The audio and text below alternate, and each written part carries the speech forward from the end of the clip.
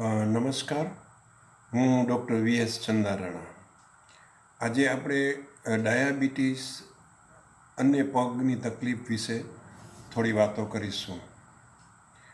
Diabetes ઘણા વર્ષોથી રહેતો હોય અને આંખ ઘણીવાર રટાઈનો પથ્થીના હિસાબે, જે આંખનો પડદો હોય એના હિસાબે આપનું વિઝન છે એ જોવામાં જો તકલીફ રહેતી હોય તો ઘણીવાર આપણે ચાલ્યા જતા હોય તો કોઈ પાણો કે કાંકરા કે ઉઘાડા પગે ચાલતા હોય કે કોઈ બીડીનું ઠૂઠું ફેંકી દીધું હોય અને આપણને કંઈ વાગી જાય તો ખબર ન પડે. બીજું, વર્ષો સુધી ડાયાબિટીસ હોય તો પગમાં જે લોહીનું સર્ક્યુલેશન હોય છે એ પગની નસો સાંકડી થવાથી પગને પૂરતું લોહી મળતું નથી. બીજું, પગના જે જ્ઞાનતંતુઓ હોય એ નબળા પડી ગયા છે, જેને ન્યુરોપથી કહેવામાં આવે છે. અને ઘણીવાર પગમાં પાક પણ વાગવાથી થઈ જતો હોય છે. એટલે પગનું જે સેન્સેશન છે એ ઓછું થઈ જાય, કાંઈ ખબર પડે નહીં.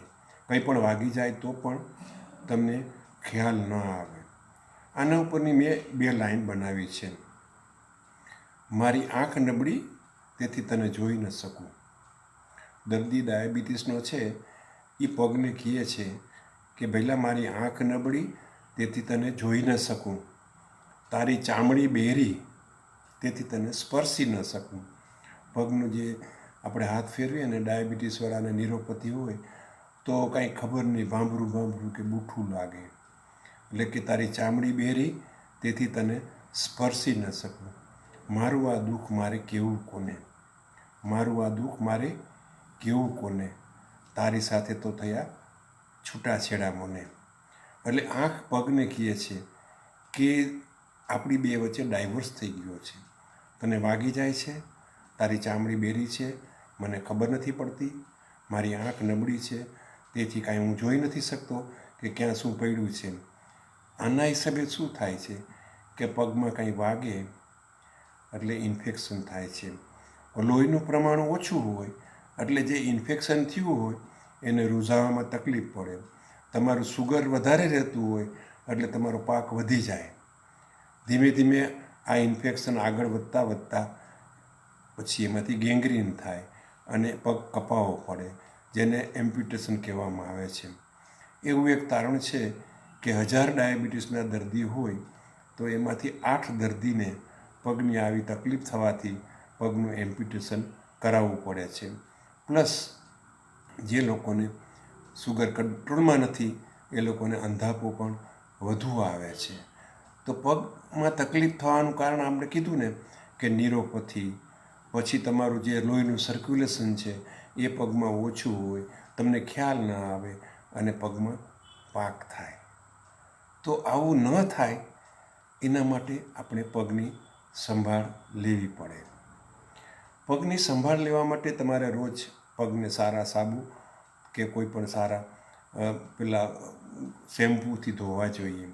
પગ ધોયા પછી સાવ એને કોરા કરી નાખો, જરા પણ ભીનાશ ન રહેવી જોઈએ.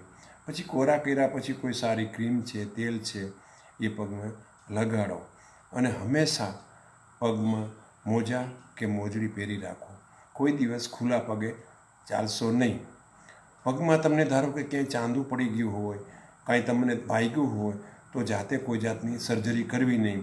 ઘણીવાર લોકો પગમાં ફોલ્લા પડે, ઉઘાડા પગે ચાલે તડકામાં, ખબર ન રહે અને પછી ફોલ્લા પડે તો હાથેથી ફોલ્લા ફોડતા હોય છે. તો એવું નહીં કરવાનું. કપાસી થઈ હોય તો પણ આવું નહીં કરવાનું. અને બીજું, તમારા પગમાં જો ચાંદા પડ્યા હોય તો એના માટેના સ્પેશિયલ સ્કોચ બૂટ આવે છે. એ તમારે સ્પેશિયલ તમે બૂટ બનાવો અને બૂટ પહેરો તો તમારા પગમાં તકલીફ ઓછી થશે.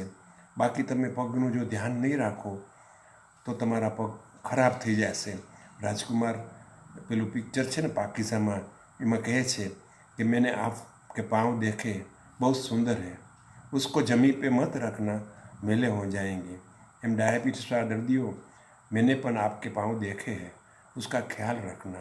उसका ख्याल नहीं रखोगे तो उसमें पाक होगा, इन्फेक्शन होगा, आपको पता नहीं चलेगा और फिर एम्प्यूटेशन करना पड़ेगा.